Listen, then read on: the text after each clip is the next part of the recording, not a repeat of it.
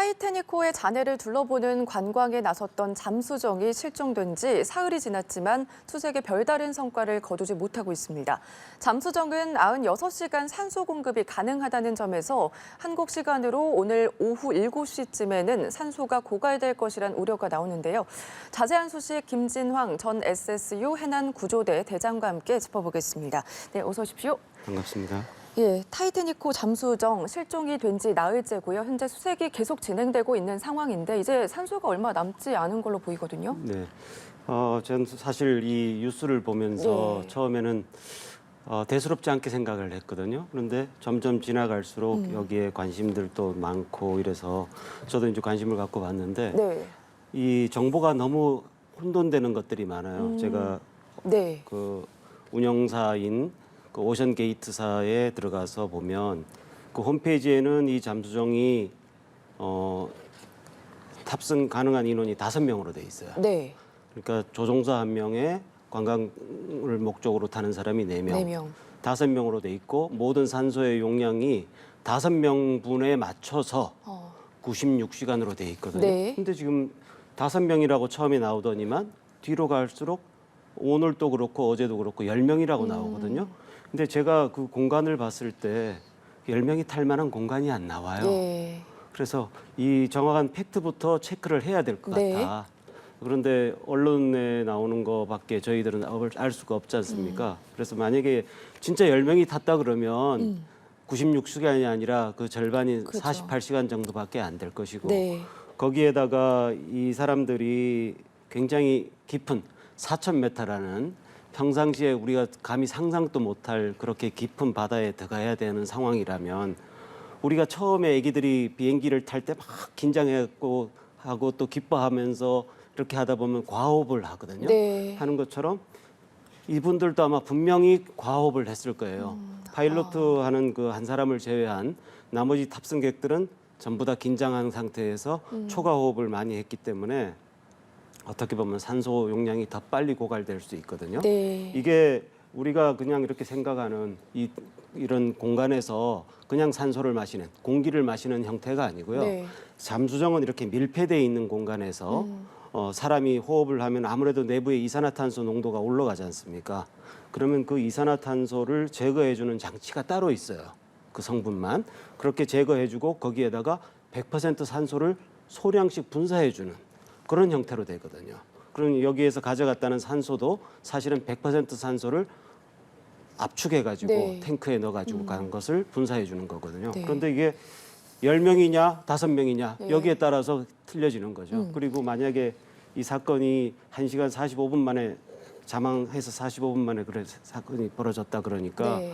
그러면 아마 노련한 파일럿 같은 경우는 이 같이 탄 승객들을 안심시키고 굉장히 이제 호흡을 좀 천천히 해라 하고 아마 주의도 주면서 그렇게 했을 겁니다. 그렇게 했다면 또 조금 더 길어질 수 있는데 네. 제가 전반적으로 봐서는 이 사람들이 굉장히 과호흡을 했을 것이다. 네. 왜 사고라는 것도 다들 느꼈을 것이고 네. 이러면 분명히 좀 시간이 짧아지는 요인도 있지 않을까 생각을 합니다. 네. 그렇다면 지금 잠수정에 있는 사람은 총 5명이고 뭐 1인당 96시간 정도 주어지는 산소 분량이 있다면 과호흡을 했으면은 더 시간이 줄어들 수도 있는 그렇죠. 거겠네요. 네. 이제 만약에 10명이 아니고 5명이라면 그런 거지만 네. 10명이다 그러면 이거는 더 진짜 빠르게. 절반이죠. 예, 알겠습니다. 지금 잠수정이 물에 들어간 지 1시간 45분 만에 연락이 끊겼다고 하거든요. 이 정도면은 지금 뭐 4,000m 부근에 투어를 가능하고 그 정도 내려갔다고 보면은 어느 정도 위치에서 좀 실종됐다 이렇게 가능해볼 수가 있어요. 보통 잠수정들이 이렇게 자망을 해서 내려갈 때는 빠른 속도로 내려가지 않아요. 네. 특히 이렇게 깊은 바다에 들어갈 때는 내려가면서 이 연결 부분에 물이 새는지 안 새는지 이런 걸 다 체크를 하거든요. 네. 제가 이 잠수정에 대한 자료를 쭉 찾아보다 보니까 좀 네. 특이한 점을 발견을 했어요. 우리가 보통 저도 해군에서 소형 잠수정을 몰았습니다. 9.6m짜리 21톤짜리 조그만 잠수정을 몰았는데 대부분 이 잠수정들은 뚜껑이 이렇게 위로 달려서 이렇게 열었다 닫는 형태로 되거든요. 그러면 닫으면 이 뚜껑 전면에 골고루 균형된 압력이 가해져요. 네. 그러면서 이 수압에 의해서 한 10m에서 15m만 내려가면 수밀이 딱 됩니다. 그게 조금 새더라도 한 40m, 50m 내려가면 더 안 새거든요. 네. 수압에 의해서. 압력 때문에 그런 거죠. 그래 내부 압력은 1대기압밖에 안 되고 외부 압력이 외부에서. 5기압, 6기압 이렇게 넘어가니까 금방 수밀이 되거든요. 근데 이 잠수정은 보면은 이렇게 선수 부분에 잠수정 앞부분을 이렇게 위에서 아래로 칼로 자르듯이 이렇게 잘려져 가지고 이걸 연결시키는 형태로 돼 있어요. 그러니까 다시 말해서 이 전면 전체면에 균질하게 압력이 가해지지 않는 그런 조건이라는 거죠. 네. 그리고 이 단면 자체도 이렇게 나와 있는 사진을 보니까 한쪽 면은 아주 깨끗해요. 반대면에 오링이나 이런 고무로 된 그 시들링이 되는 부분이 있다는 건데 그게 과연 제대로 정비가 안 됐다거나 아니면 그 연결하는 순간에 약간 찝히게 되면 여기에 물이 새거든요. 네. 근데 이걸 보니까 저희들 거 같은 경우 보통 뭐 도구라고 하는 그런 장치로 이렇게 하거나 아니면 그 기어 이빨처럼 이렇게 튀어나온 것을 이렇게 연결해서 딱 물리게 하는 그런 형태로 잠그는데 네. 이거는 그게 아니라 외부에서 볼팅을 했다 그래요.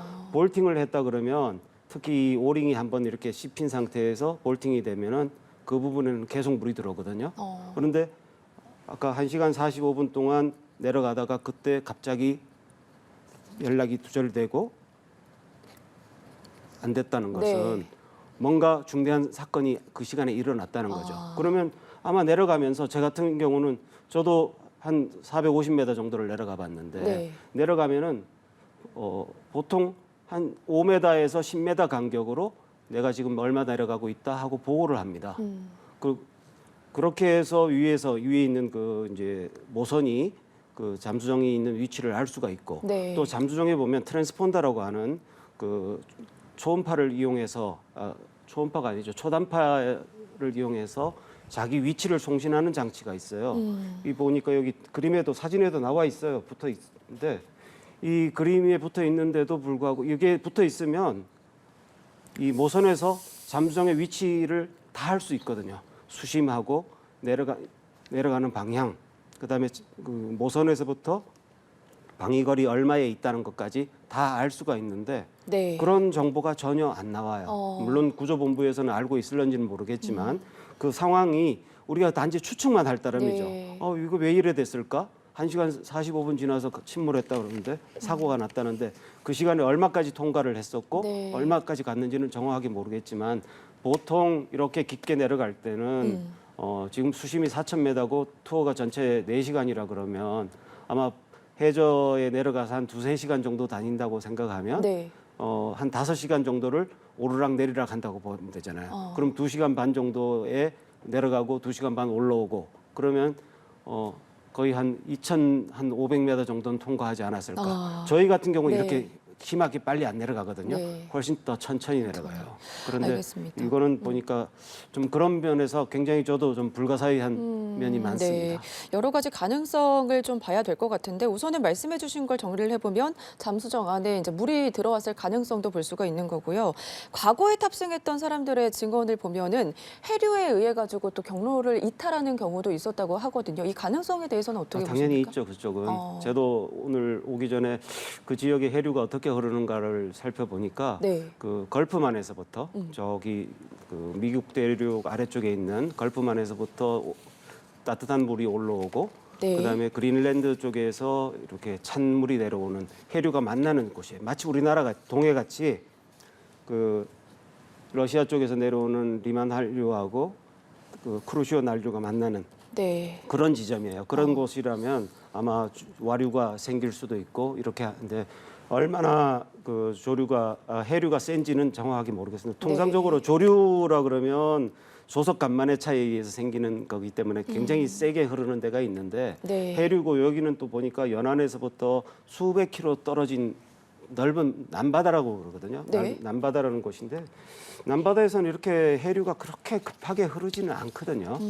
그리고 또 깊이 들어갈수록 해류의 속도는 점점 늦어집니다. 네. 그런 면이 있어서 해류에 의해서 그랬을 가능성은 그렇게 높지 않다고 저는 봅니다. 알겠습니다. 현재 구조당국에서는 항공기와 수중 음파 탐지기를 동원을 해가지고 수색을 하고 있는 상황인데 이런 상황에서 잠수정 벽을 두드리는 듯한 쾅쾅 소리가 30분 간격으로 났다고 하거든요. 이를 두고 구조 신호가 아닌가 뭐 여러 가지 지금 가능성이 나오고 있는데 이 부분은 어떻게 보십니까?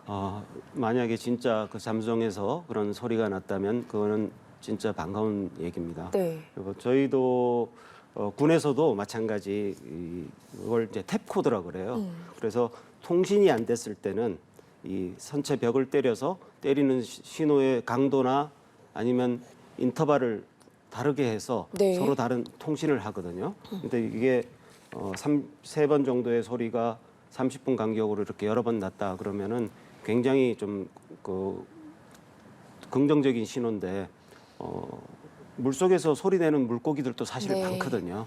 뭐 고래부터 해서 굉장히 많은 물고기들이 물속에서 소리를 내는데 이거는 수중 음향학을 하시는 분들이 이 소리를 분석을 하면 금방 이 잠수정이 선체가 티타늄으로 돼 있다고 그러던데 네. 티타늄을 때렸을 때 나는 소리인지 아니면 물고기가 내는 소리인지 금방 분석해서 판가름을 했을 거라고 생각을 예, 합니다. 이 잠수정 같은 경우는 게임기용인 컨트롤러인 조이스틱으로 조정됐다 이런 의혹이 나옵니다. 잠수정이기 때문에 무인 조이스틱을 이용했을 가능성이 높은데 그렇다면 굉장히 좀 위험한 거 아닙니까? 무인 조이스틱이 아니라 무선 조이스틱이라고 네, 나오더라고요. 네.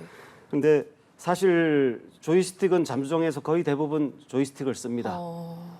그리고 우리가 좁은 공간에서 조종하는 것, 여러 가지 장치들을 다 달아갖고 할 때는 네. 특히 조이스틱을 많이 쓰거든요. 항공기, 전투기 조종사들도 보면 다 조이스틱을 조종을 하거든요. 조이스틱으로 조종을 하고 조이스틱으로 무장을 발사하기도 하고 네. 여러 가지를 하는데 우리도 마찬가지 그런 건데 단지 제가 보기에는 그 언론에 나왔던 그 사진의 조이스틱은 실제 달린 조이스틱이 아니고 그건 게임기용 그런 조이스틱인데 누군가가 조이스틱으로 하더라 하는 얘기를 하니까 그걸 검색을 해가지고 올린 것 같습니다. 그런 조이스틱이 아니고 이렇게 똑바로 서 있는 형태로 조금 요즘 또 뭐 게임 하는데도 보면 그런 조이스틱 쓰는 데도 많이 있던데 네. 그렇게 비싼 장비를 만들면서 그렇게 헐값에 조이스틱을 썼다 하는 것은 조금 넌센스인 것 같습니다. 예. 만약에 그게 진실이라면. 네, 알겠습니다.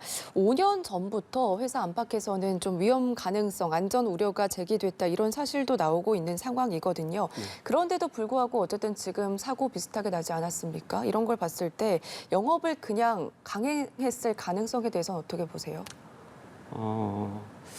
아마 이 회사가 이 분야에 대한 경험도 많고 네. 그러다 보니까 좀 자신감에 찼기 때문에 강행했을 수도 있겠지만 근데 이게 환경 자체가 보통 사람들이 갈 수 있는 그런 곳도 아니고 사고가 났다면 구조하기도 쉽지 않은 곳이기 때문에 그렇게 쉽게 강행하지는 않았을 거라고 생각합니다. 네. 그런데 전 사실 이 뉴스를 들으면서 또 자꾸 이렇게 업데이트돼서 나오는 뉴스들을 들으면서 검사도 안 했다?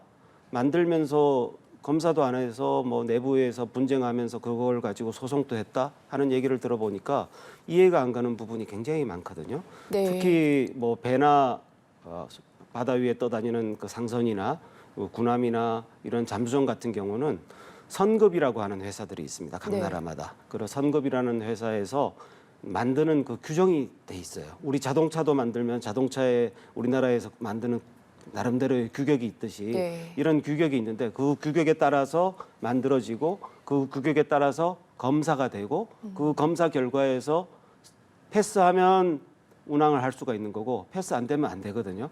그리고 이것도 한 번 하면 끝나는 게 아니고 네. 몇 년 주기로 계속 하거든요. 마치 우리 자동차 안전검사 받듯이 3년 처음에 3년 그다음부터는 2년마다 받지 않습니까? 그런 식으로 이것 계속 하거든요. 네. 그런데 이것을 제대로 안 한 잠수정이 운영했다.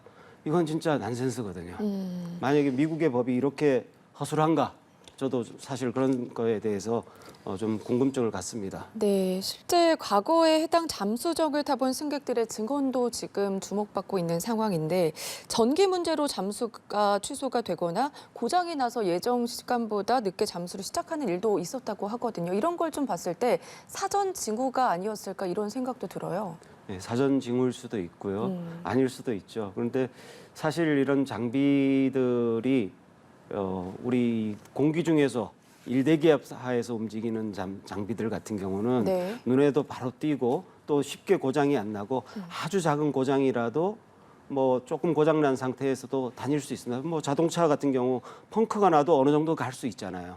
그런 거와 마찬가지로 할 수가 있지만은 특히 깊이 들어가는 잠수정이나 이런 것들은 그런 부분에서 굉장히 취약성이 많거든요. 네. 그래서 들어가기 전에 제가 타던 그 잠수정도 들어가기 전에 한 300여 가지 정도의 체크를 해요. 그 체크 시간만 2시간 정도가 걸립니다. 그다음에 갔다 오면 또 그걸 거꾸로 다시 검사를 하거든요. 네. 그렇기 때문에 굉장히 많은 시간이 걸려요. 그런데 이게 만약에 전기 문제라면 굉장히 큰 문제거든요. 제가 이 잠수정의 사진을 보면서 네. 굉장히 허술하게 만들었구나 하는 느낌을 많이 받았어요. 여기 외부에 노출돼 있는 전기선들도 외부에 피복도 안 싸져 있고 네. 대충 이렇게 만들어져 있고 이런 거는 굉장히 물속에서 물론 잘 걸리지도 않겠지만 물속에 어떤 장애물이 있을 때는 걸려가지고 절단되면은 이 추진 장치에 전기가 공급이 안 되면 안 돌아가거든요. 예. 이런 문제가 생길 수 있는데 굉장히 진짜 조악스러운 그런 장비를 만들어서 운행한 거 아닌가 하는 그런 생각이 듭니다. 알겠습니다. 타이타닉 관광 잠수정 실종 사건과 관련해서 짚어봤습니다. 김진황 전 SSU 해난구조대 대장과 함께 이야기 나눠봤습니다. 고맙습니다. 감사합니다.